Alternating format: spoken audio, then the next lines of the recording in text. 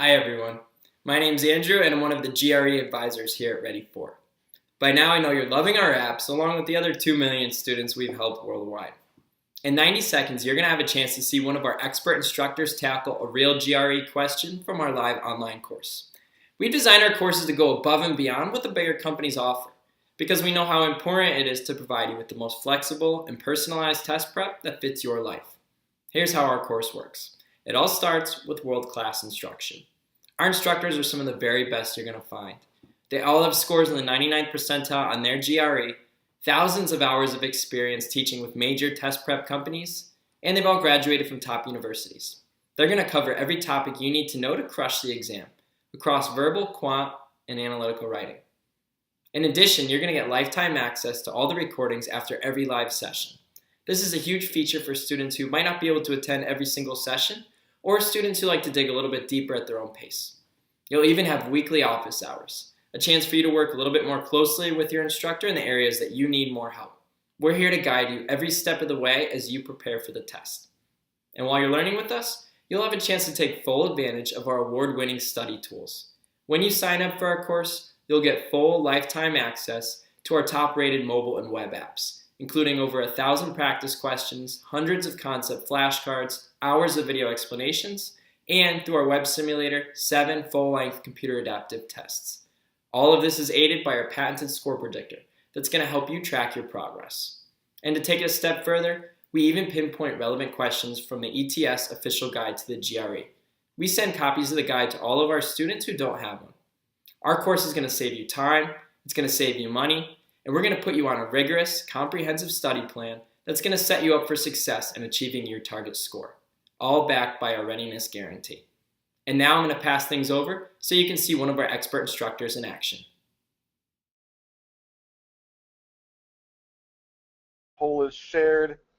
Just over half of you picked B.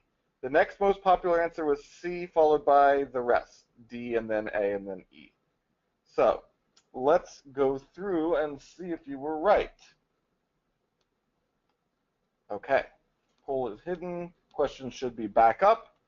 And let's start with C. C is the most popular wrong answer here. Sorry, C people, not C.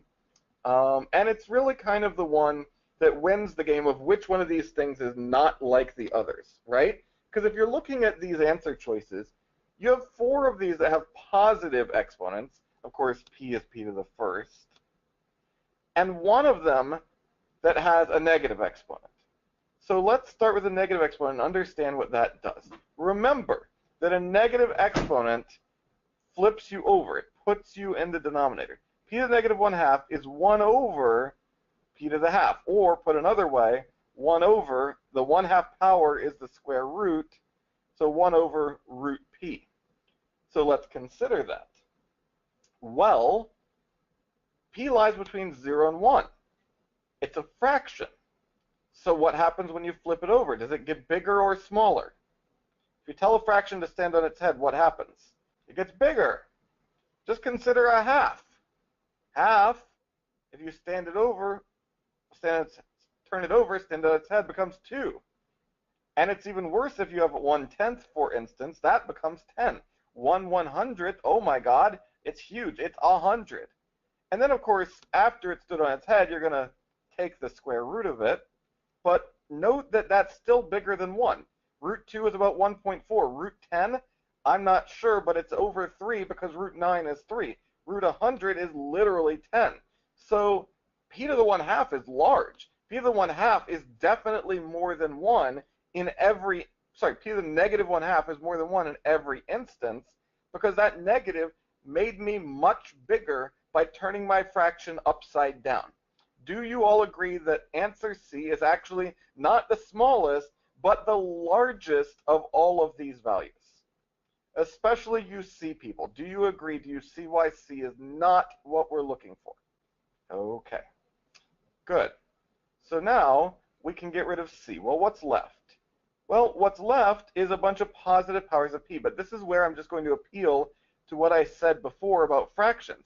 The bigger the power you raise a fraction to, the smaller it will get. Half to the 1 is a half. Half to the 2 is a fourth, which is less than half. Half to the 3 is 1/8, which is even less. The bigger the power,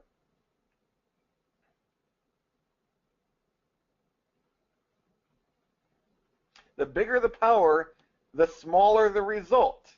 So at this point, all I'm really looking for is the biggest power. And the biggest power is 2. B was correct.